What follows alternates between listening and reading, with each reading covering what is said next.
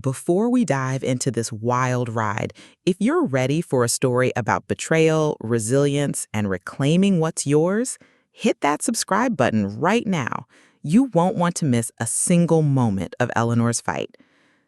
Let me tell you, there's nothing quite like the smell of fresh-cut grass and charcoal smoke lingering in the humid Massachusetts air as the 4th of July approaches.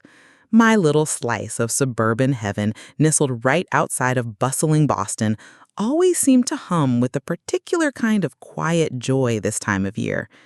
The air practically shimmered with anticipation, thick with the promise of fireworks and grilled delights.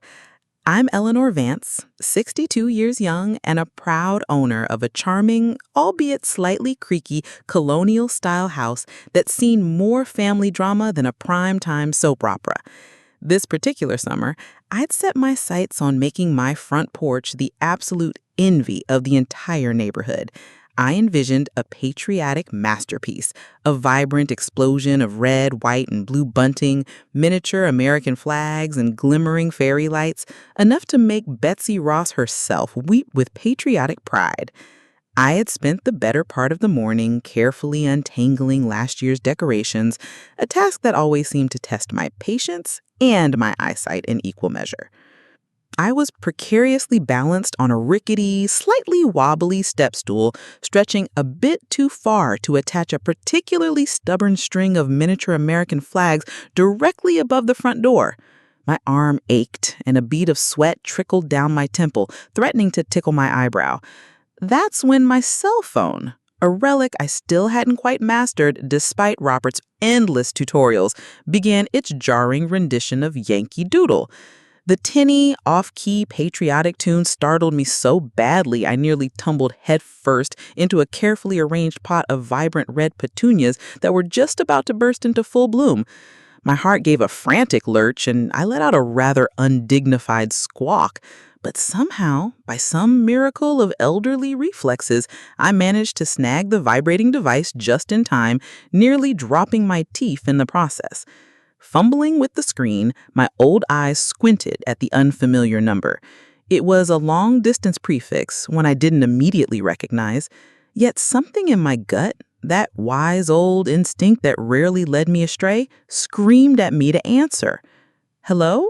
I managed, my voice a little breathless from the near fall and the sudden jolt of adrenaline.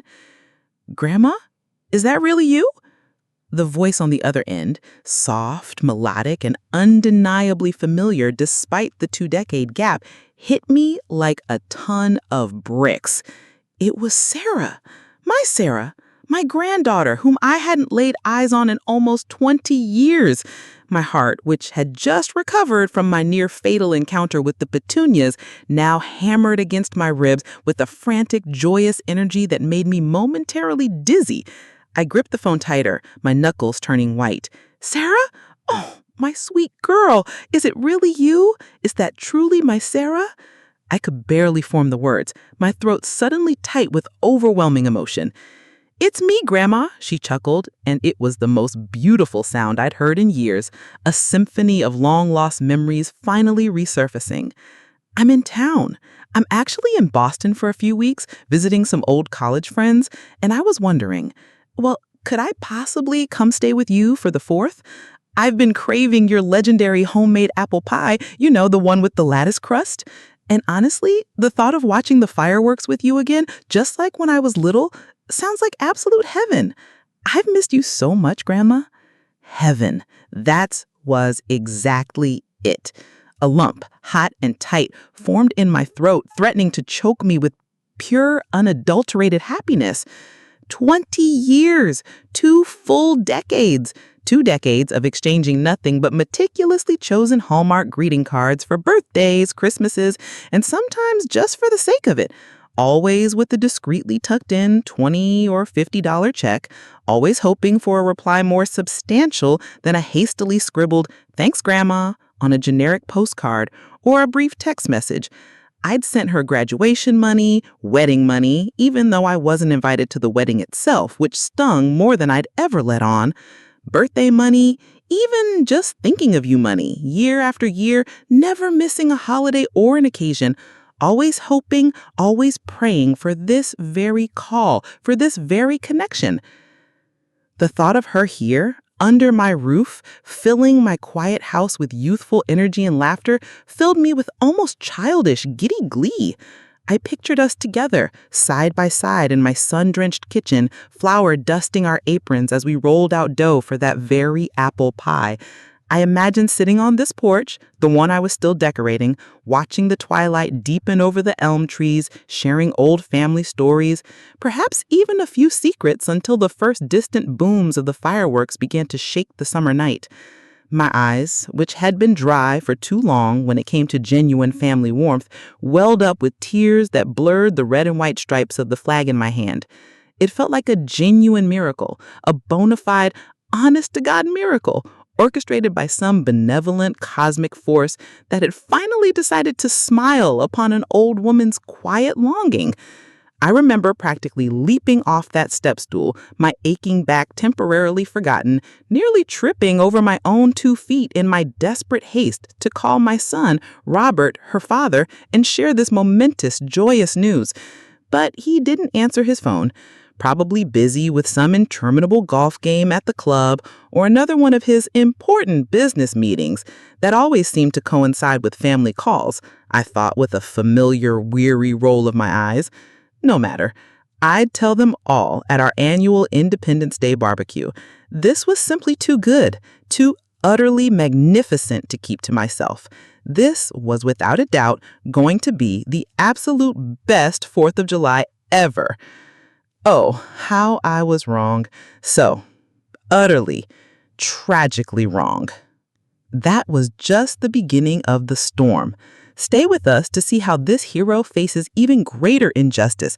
Trust me, you won't believe what happens next. Sarah arrived 2 days before the 4th of July, pulling her sleek, obsidian black SUV, a vehicle so new it practically gleamed with untainted ambition, up my graveled driveway. It looked entirely out of place next to my trusty, albeit slightly rusty, sedan, a reliable old friend I affectionately called Betsy. She emerged from the driver's side, a vision in oversized designer sunglasses and a floaty linen dress that billowed around her with every graceful movement.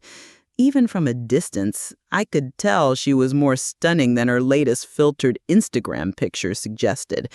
Tall, with a sophisticated bearing, those intelligent, sparkling eyes, and a smile that could quite literally charm the birds out of the trees.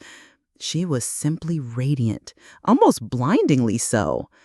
We embraced, a hug so fiercely joyous I thought my old bones, which had been complaining quite a bit lately, might finally give out under the sheer force of my happiness. For a precious, fleeting moment, all the 20 years of distance, the missed birthdays, the silent Christmases, dissolved into that one comforting squeeze. "Grandma," she whispered, pulling back just enough to look at me, her eyes shining, "you haven't changed a bit, still as spry as ever." I knew, with the cynical wisdom of age, that this was a charming, convenient lie, but at that moment, I appreciated the sentiment. It felt good to be seen, to be acknowledged by this beautiful young woman who was, after all, my own blood. She handed me a beautifully embroidered linen shawl, a piece she claimed to have stitched herself, though I suspected it came from a very expensive boutique I wouldn't dare step foot in. We spent the entire evening on the porch swing, the warm summer breeze rustling through the ancient oak trees that guarded my front yard like faithful sentinels. We talked for hours, the kind of easy conversation I hadn't had in far too long. I regaled her with tales of my quirky neighbors, Mrs. Henderson and her obsession with gnomes, Mr. Peterson and his perpetually overflowing recycling bin, the minor triumphs and tribulations of the local garden club, and the endless, utterly futile saga of my attempts to teach my persnickety cat Mittens to fetch a crumpled-up piece of paper. Sarah, in turn, spun fascinating yarns about her fast-paced, high-octane life in Los Angeles. She described her work in real estate development with an almost feverish enthusiasm, painting vivid pictures of skyscraper deals and multi-million-dollar negotiations in a world utterly foreign to my quiet suburban existence. She spoke with a practiced confidence, a self-assured poise that was both genuinely impressive and, if I were to be brutally honest with myself, a little unsettling. I noticed she was incredibly driven, almost obsessively so, always checking her phone, always connected, but I simply chalked it up to youthful ambition. The kind of ambition that makes young people conquer mountains, not, old ladies' houses. What a quaint thought that was. The next morning, determined to make her visit perfect, we set off to the local grocery store. The aisles were already buzzing with pre-holiday shoppers, a chaotic symphony of rattling carts and competing patriotic music blaring from various speakers. We navigated the crowded lanes, gathering last-minute barbecue essentials, mountains of hot dogs, buns, enough potato salad to feed a small army, and of course the fixings for that famous apple pie. As we loaded the overflowing bags into the trunk of her gleaming SUV, Sarah suddenly paused. Her head tilted slightly, and she surveyed my house with an appraising, almost calculating eye.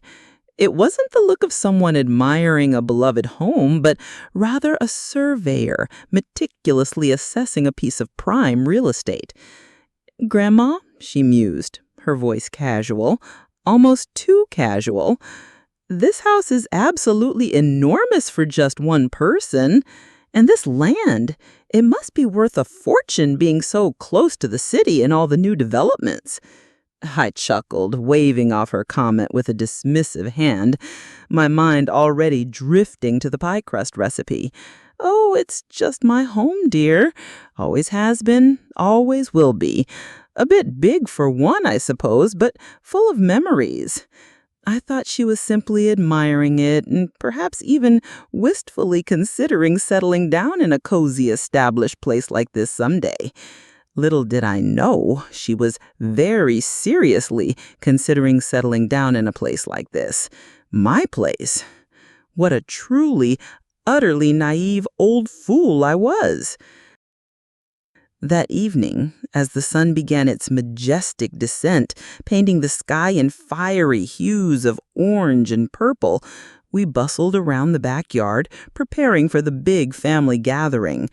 I was carefully arranging the patio furniture, polishing old silver platters, and firing up the grill, the enticing scent of charcoal smoke mingling with the sweet aroma of citronella candles.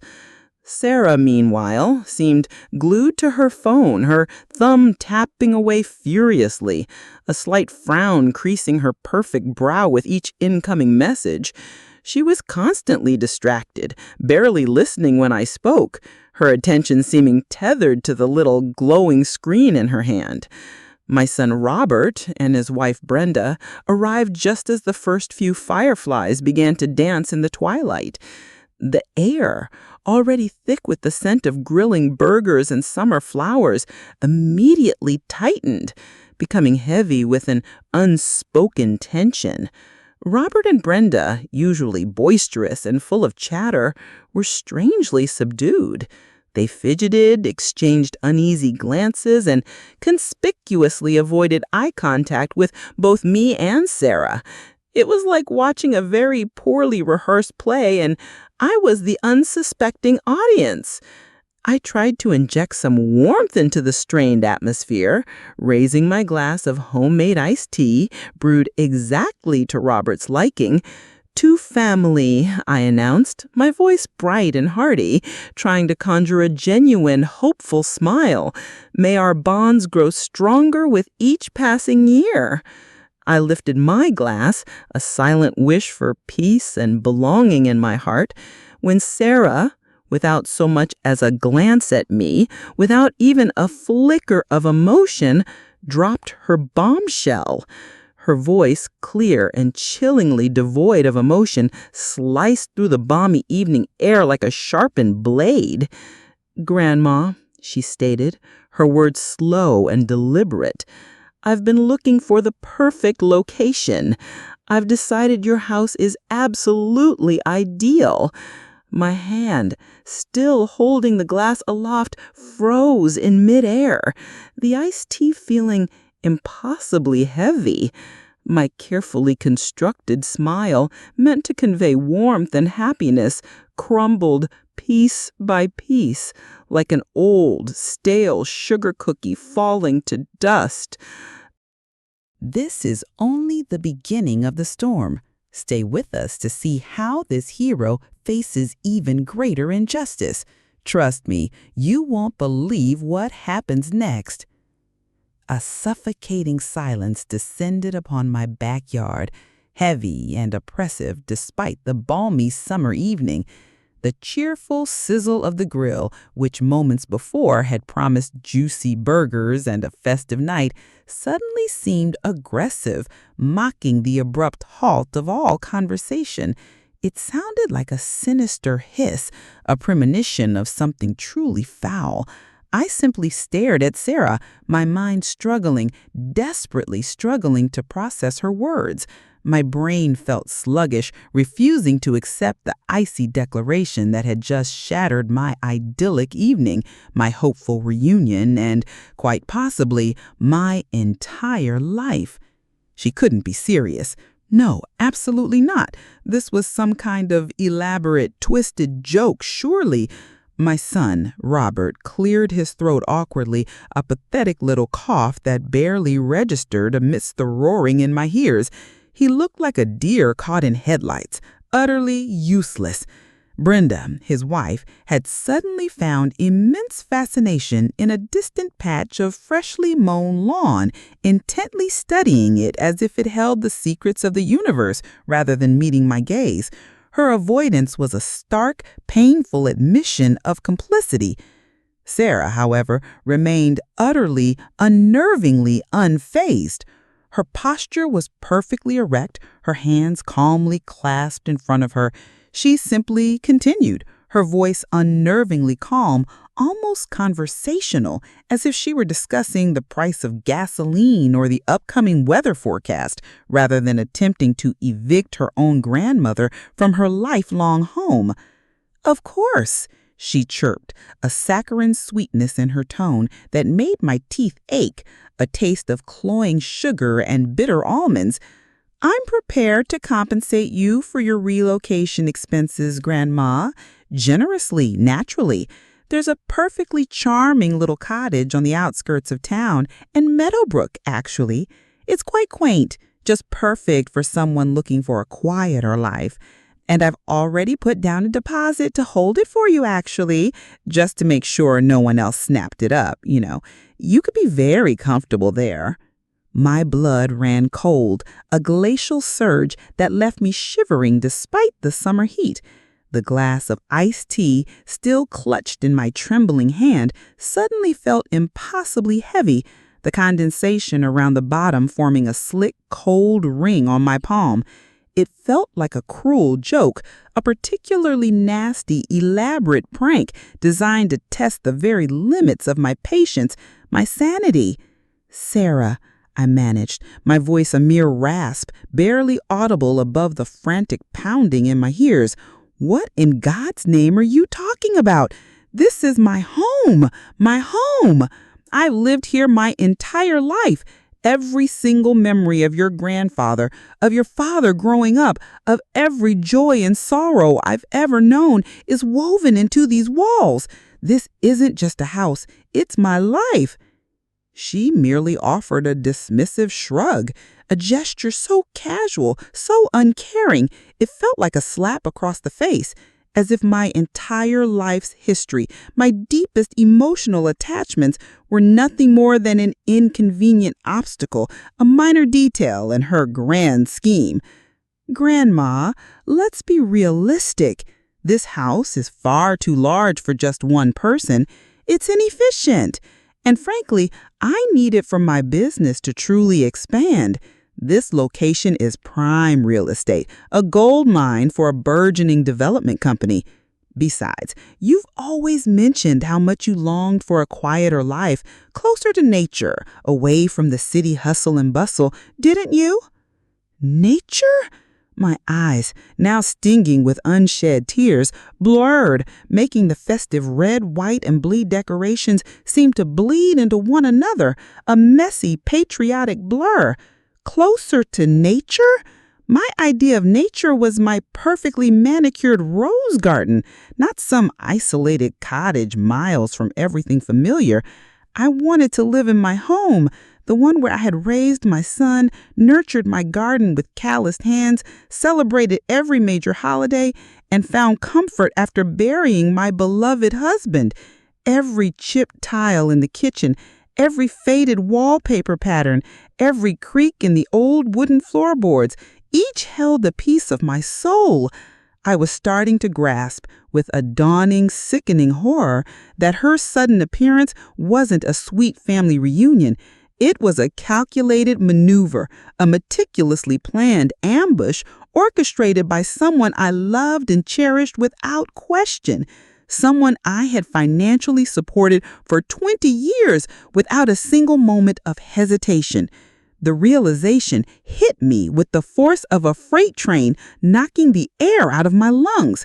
My sweet girl wasn't here for pie and fireworks. She was here, armed with cold ambition for the very deed to my property.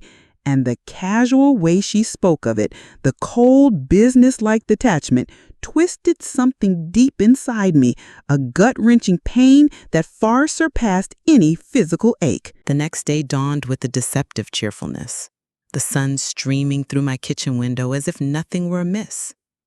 But inside me, a storm raged. I spent the morning trying, futilely, to pick up the shattered pieces of my peace, still reeling from Sarah's audacious, monstrous proposal.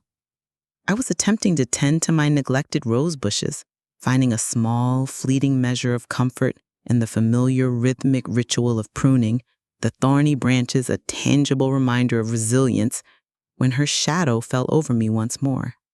She held a thick stack of papers in her hand, pristine and official-looking, their edges sharp enough to cut. My heart, still bruised from the previous night's assault, hammered a frantic rhythm against my ribs. "Grandma," she began, her voice annoyingly cheerful, a stark contrast to the churning dread in my stomach. "I've brought you the paperwork. This is the official purchase offer for the house, all legally binding, naturally. And here's the signed contract for that lovely little cottage in Meadowbrook. I went ahead and put down a deposit just to make sure no one else snapped it up, you know? Time is money, after all." My hand, still covered in gardening soil from my futile attempt at distraction, trembled visibly as I took the documents. The crispness of the paper, the official seals and signatures, the cold, impenetrable legal jargon, it all felt profoundly wrong, utterly sickening, a tangible manifestation of her betrayal. I stared at the bolded clauses, the intimidating figures that represented my entire life savings, the very foundation of my existence now threatened with potential loss. My mind reeled, a dizzying spiral of disbelief and righteous indignation. My own granddaughter, the one I had showered with unconditional love, sent heartfelt cards, and countless hard-earned checks over 2 decades, was actively, systematically trying to kick me out of my own home?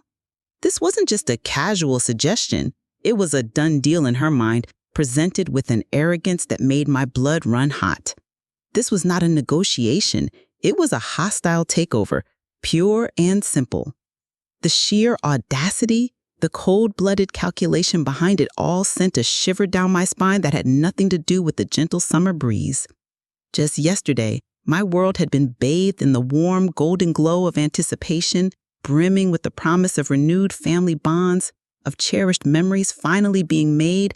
Now it had plunged into a deep, chilling despair, a darkness that threatened to consume me whole.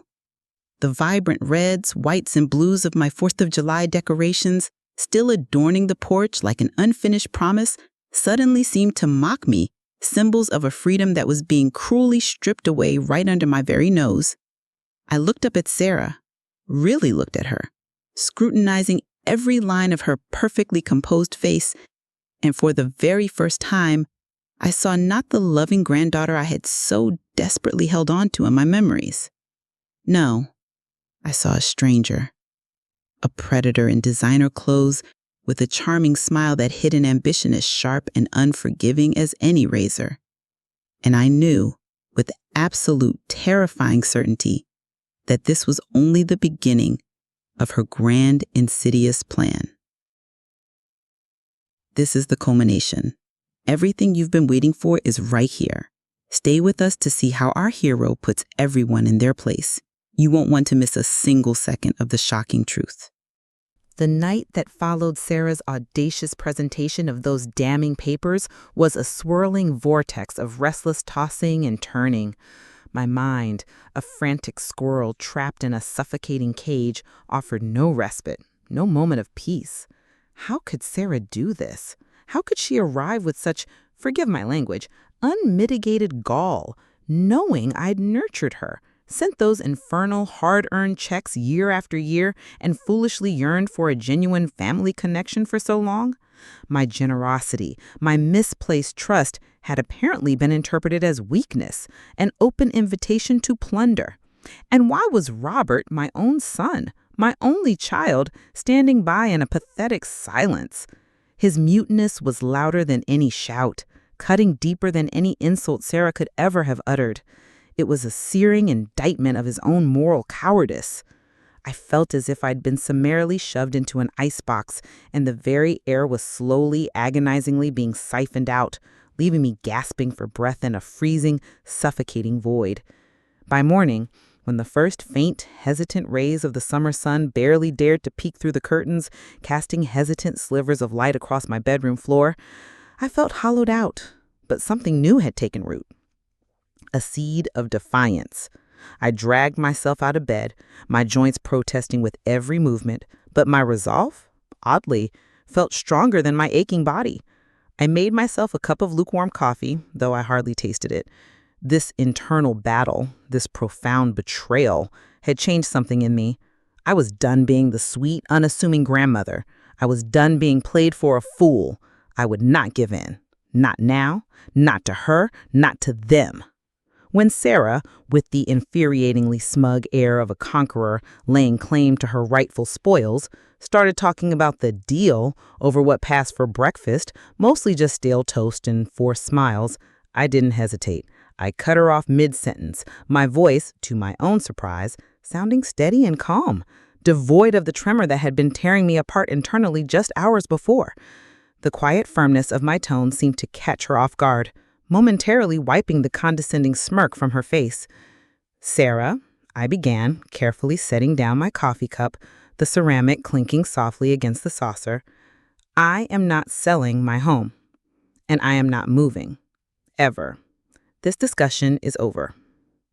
Her feigned smile instantly vanished, replaced by a harsh, almost reptilian glare. The warmth in her eyes, which had been nothing more than a carefully constructed facade, evaporated completely, revealing something hard, calculating, and utterly predatory beneath. Those intelligent eyes, which I once thought sparkled with youthful ambition, now gleamed with an unpleasant, unfamiliar malevolence. "Grandma, don't be so incredibly naive," she prodded, with her voice suddenly laced with a sharp, impatient edge I'd never heard before. "You simply don't have a choice. I have every legal right to this house, and I intend to use them, whether you like it or not." She reached into her impossibly chic designer handbag, a bag that probably cost more than my first car, pulling out a slim, expensive-looking leather folder. My heart plummeted again, this time with a sickening lurch, a cold, leaden weight. From the folder, she dramatically extracted a thin, yellowed, and suspiciously worn document, unfolded it with a flourish, and then, with a triumphant smirk, pushed it across the kitchen table towards me. "Your son," she nodded dismissively towards Robert, who had just entered the kitchen, his face unnaturally pale and drawn, looking for all the world like a ghost. My dear father signed a general power of attorney for this very house, granting me full authority about 5 years ago. He transferred all legal power and responsibility to manage this property to me. Every single bit of it. It's all perfectly legal, signed, and notarized. My vision blurred, the words on the document dancing before my eyes. 5 years ago. The memory flooded back, sharp and painful. Robert had come to me then, looking earnest and concerned. He'd spun a convincing yarn about how it would be beneficial to optimize taxes and making things easier for me to manage my assets when I got much older. He'd said it was just a formality, a way to protect my interests. I, like a trusting, utterly foolish old woman, had signed the papers without even bothering to read them, placing my complete, unqualified trust in his word, in his supposed concern for my well-being. He was my son, for crying out loud, my own flesh and blood. How could I have ever imagined he would betray me like this? That's a lie! My voice cracked, dissolving into a raw, hoarse whisper that barely resembled my own. He couldn't have done that. He wouldn't. This is my home. My home. You forged this, didn't you, you little viper?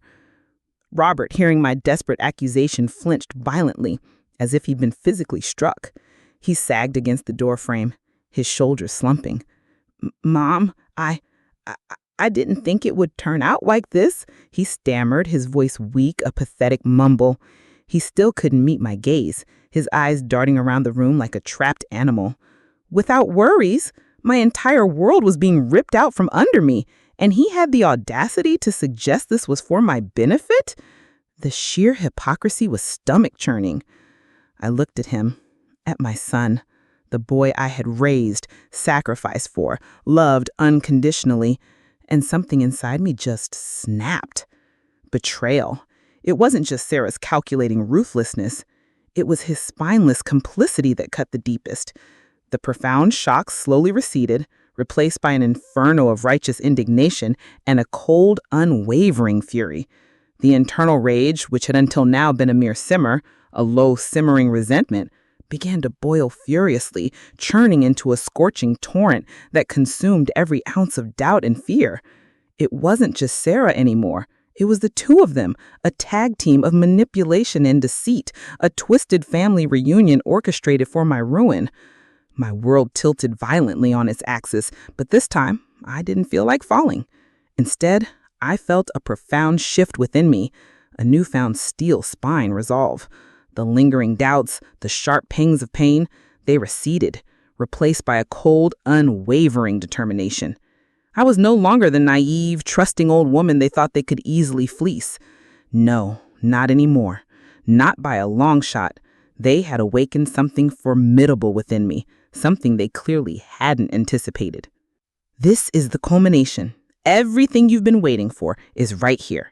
Stay with us to see how our hero puts everyone in their place. You won't want to miss a single second of the shocking truth that's about to be revealed. My voice, when it came, was as hard and unyielding as the granite bedrock beneath Boston, echoing in the stunned, suffocating silence of my kitchen. So, you both decided to play me for a fool, to swindle your own grandmother, your own mother? Well, you vastly, catastrophically underestimated me. You awakened something you had no business stirring. With a deliberate, almost theatrical slowness that I hadn't known I possessed, I reached for my old, trusty, slightly battered flip phone, a technological dinosaur perhaps in Sarah's gleaming high-tech world, but one that held the numbers of people who actually had my best interests at heart. I dialed immediately, my thumb steady on the worn buttons. Hello, Frank? It's Eleanor. And yes, I need your help, now, as in right this very second. I have a situation here that requires your particular brand of legal wizardry. Frank, bless his perpetually calm soul, was my lawyer, a no-nonsense man who'd handled all my legal affairs, including my late husband's surprisingly complicated estate, for decades. He was also, to my eternal gratitude, a family friend, though perhaps not this side of the family anymore. I concisely, sharply, and with a simmering indignation that made my voice tremble just slightly, explained the situation to him. His calm, steady voice on the other end was like an anchor in a raging storm, a lifeline thrown to a drowning woman. "I'm on my way, Eleanor," he said, his voice firm and reassuring. "Do not sign a thing. Do not say another word to them. Just sit tight. And perhaps," he added, a dry chuckle in his tone, "make yourself a strong cup of tea." While we waited for Frank's arrival, which felt like an eternity compressed into minutes, the air in my kitchen was thick enough to cut with a butter knife.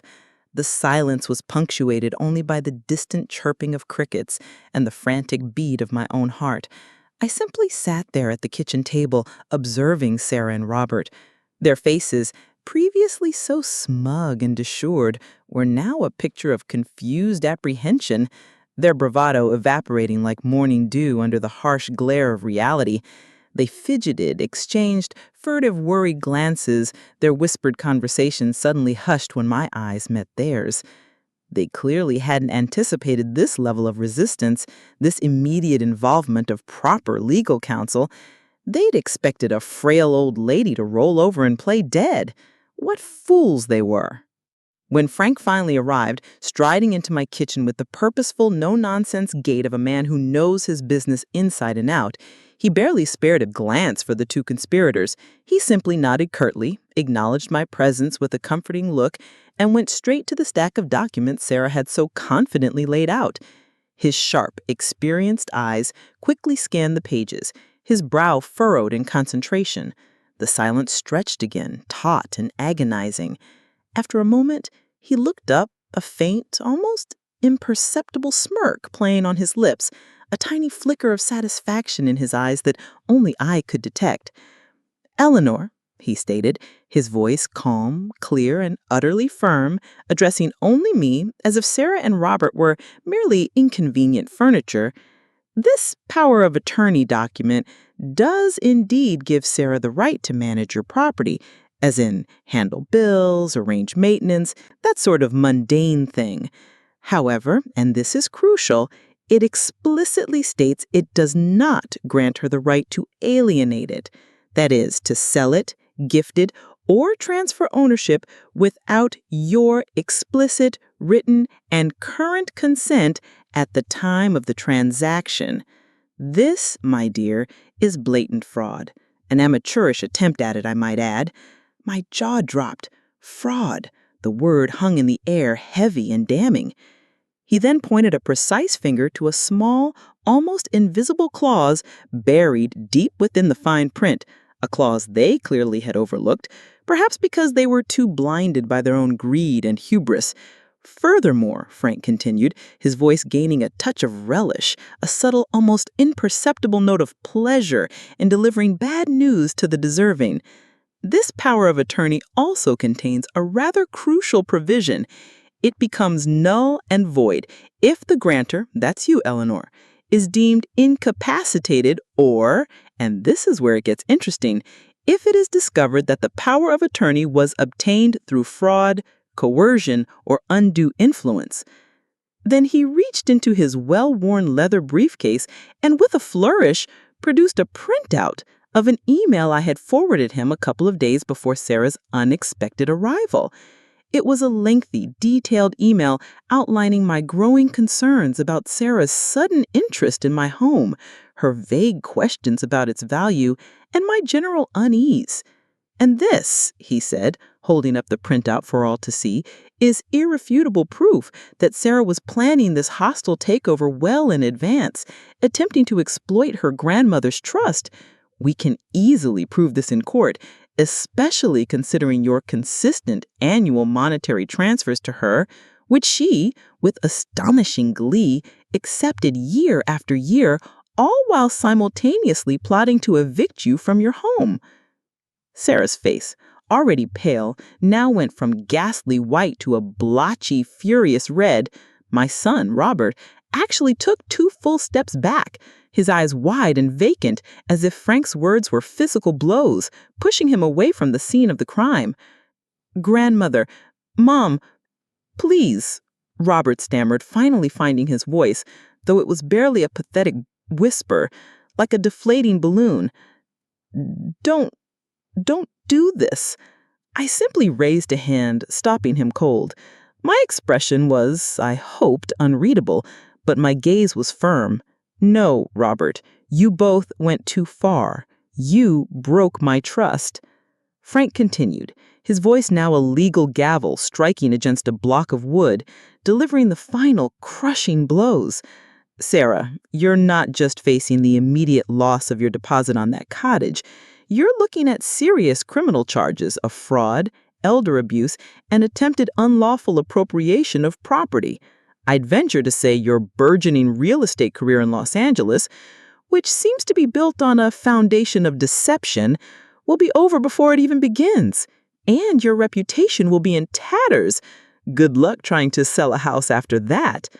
Sarah exploded. She started shouting incoherent accusations about how I was all of a sudden a bitter old woman, how this was completely unfair, how I was ruining her life. But her voice was laced with a desperate, frantic tremor, on the verge of a full-blown breakdown. My son Robert tried to put a hand on her arm, perhaps to calm her, but she violently shoved him away, a wild, cornered look in her eyes. In the end, Frank, ever the pragmatist, offered them a grim choice, a narrow escape from utter ruin. Sarah would immediately and irrevocably relinquish all claims to my home, sign an affidavit acknowledging her fraudulent intent, and fully reimburse me for all my legal expenses and any perceived damages. In return, I, Eleanor Vance, would agree not to press criminal charges against her. She gnashed her teeth, her entire body rigid with fury and humiliation, but the alternative, jail, a ruined career, public disgrace, was clearly far worse. She had no choice. With a trembling hand, her face a mask of bitter defeat, she scrawls her signature on the new documents Frank slid across the table. The next day, Sarah vanished from my life as abruptly and dramatically as she had entered it. She left without so much as a goodbye, her sleek SUV roaring down my driveway, kicking up gravel that settled back into silence. My son Robert, however, remained. He was still pale, still shaken, but he stayed. He apologized, truly, genuinely, remorse etched deeply on his face, his eyes finally meeting mine with a painful sincerity I hadn't seen in years. We talked for a long, long time, the kind of raw, honest conversation we hadn't since his father passed. I listened, I absorbed, and I understood that he had been a manipulated pawn in his ambitious daughter's cold, calculating scheme. I eventually forgave him, not for what he did, but for what he allowed to happen, for his weakness. But our connection, our relationship, would never fully recover its former innocence. A scar remained, a thin, almost invisible line, but it was there. From that day on, I embarked on a new, unexpected chapter of my life. I felt stronger, more resilient, and surprisingly more at peace than ever before. My peace was restored, yes, but it wasn't the same naive, unquestioning peace I'd possessed before Sarah's arrival. This was a peace I had fought for, a peace I had earned, forged in the fires of betrayal and defiance. I knew then, with every fiber of my being, that I could handle anything thrown my way. I had finally seen the true, ugly faces of those I considered family, and that hard-won, painful knowledge had paradoxically made me infinitely wiser and tougher. And although the bitter taste of betrayal lingered somewhere deep inside, a phantom ache in my heart, I looked to the future with a quiet, unshakable confidence. My home, my peace, my life, they were now truly, unequivocally mine, restored and fiercely protected, and I would never, ever allow anyone to try and steal them again. My door would always be open, but my heart would now have a